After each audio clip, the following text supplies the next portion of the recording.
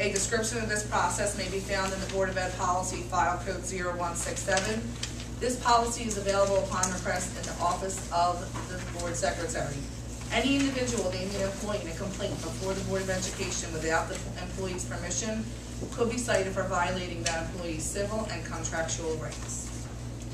Is there any public comment? Mr. Connor? You want me to state my name and address? Dan Connor, Williams Ave.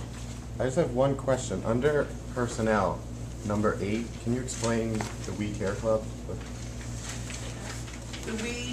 Number 8? Yeah, number 8 under personnel. If you don't mind, Ms. Gallagher raised her hands and do that. It's a little club we have at Bingham School. They've had it for many years, and they do little community service things, and they run little fundraisers and give money to charity. Like we have Alex's Lemonade Stand and things like that throughout the year. So it's just little kids doing little bits of community service. And if I may add to it, because Dan, I think you can relate to this, Ms. Christella and Mrs. Pinchak at the time began it in memory of Ron D'Onofrio because of his caring for the community. Okay. The way of carrying on his memory. Any other comments? Dan? Yeah, just have one more question. Okay. Sorry.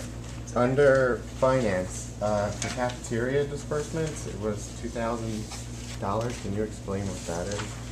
That's payment to NutriServe Food Management runs the program, it's a vended program, and that's payment to them. So it's just a bill list for them to approve any payments that are going out as they go out periodically. They have to pay the Oh, okay.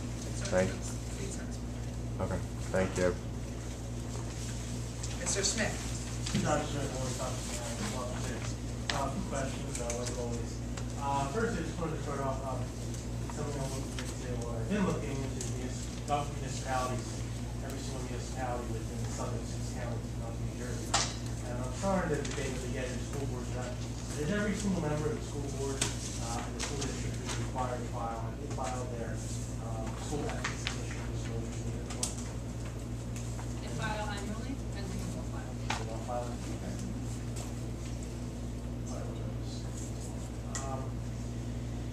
I guess I actually saw this on the agenda as you were going through it in terms of the School Board Association conference. In light of these economic times, is there a reason why the board is sending multiple members, not sending the superintendent, the board president down? Why they're sending multiple members? Several of the members that are going down are attending conferences or mandatory training while they're there. And the school board is paying for them to stay overnight? 4 of us. 4 of us, yes. I mean, wouldn't it just be cheaper to buy a $2 ticket for a train to Right, but this is where we are entitled to this by law, as you know. That's not something you can save a few $100 on?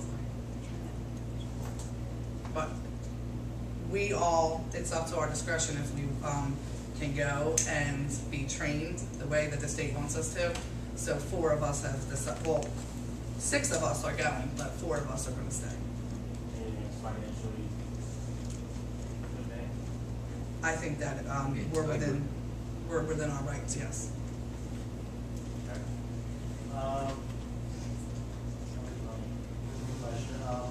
Then I just have 2 other questions. I know it's probably been a little over a year now. Estimated time of having an active VA?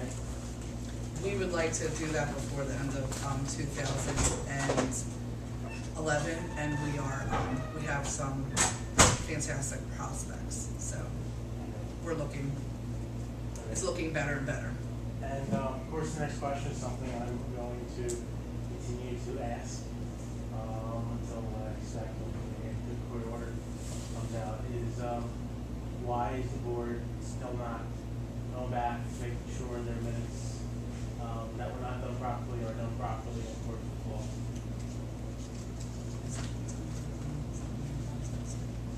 Mr. Schmidt, I was not at the last meeting, but after the last meeting, I was advised by our attorney again that we are not going to comment on that situation due to litigation. I'm not talking about those meetings in question. I'm talking about previous meetings to that. That aren't under litigation. same answer. He advised us not to say anything. Okay, so you think, okay, why did you change the way you did the admins? We have changed several, like we stated 2 months ago in July. We have no further comment.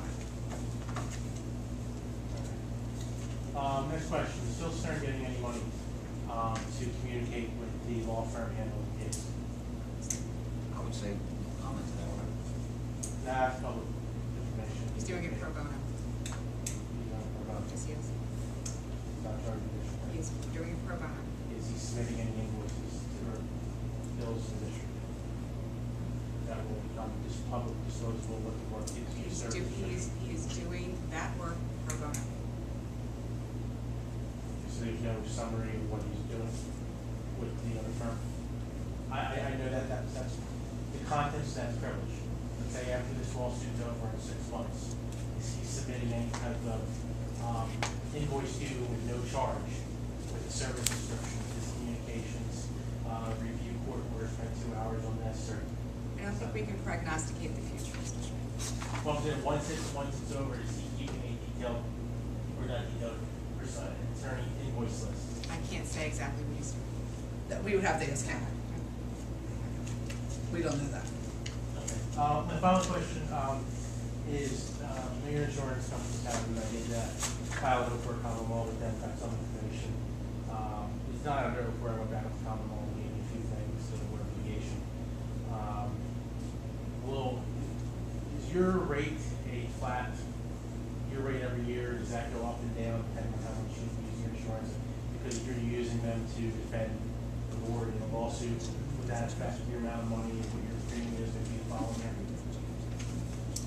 No, we're part of a insurance pool, New Jersey School Board, so specifically, do we have an impact on what is going on here on that entire pool? If there was any impact negligible in contrast to all the other types of litigation that's out there, like Canada, we have not had major increases. In fact, we usually have decreases or fairly steady rates.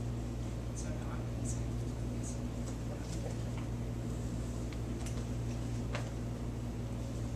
You have any other questions?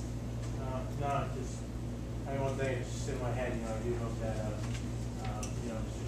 Stern's performing work, there's something with paper trails, legal issues, so let's see what he performed in work there. I wrote that down. Thank you, Mr. Schmidt. Any other public comment? In the report that Mr. Work read, it said about piloting a teacher evaluation program. Is that something you're considering in Runnymede or we committed to? No, that's. It's just something that comes out in our school board notes. Okay. We get this mailed to our home. And no, we weren't one of the 10 districts, but it's just, we just We have to applied. apply for it, I don't think we did.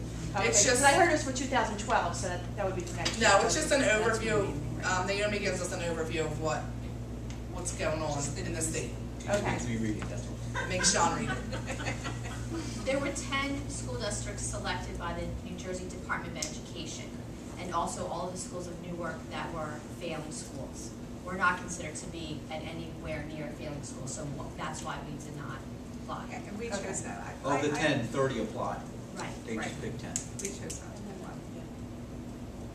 Thank you. Any other public comments? Okay, at this time, I need a motion to go into executive session, resolving to that pursuant to Section 8 of the Public Meetings Act, the public shall be excluded from that portion of the meeting involving the discussion of the superintendent's contract. Further resolved that discussion of such subject matters discussed in executive session can be disclosed to public upon official action, if any, at the conclusion of the executive session or at a public session at some later date. There will be no action taken on this tonight. This is just a discussion. I make a motion to go into executive session. Yeah, but that's the same time. Second. No, I do not. Second the motion. Motion made by Colleen, seconded by John, excuse me. All in favor? I have no idea how long our discussion's gonna be, honestly. Half hour. No action will be taken.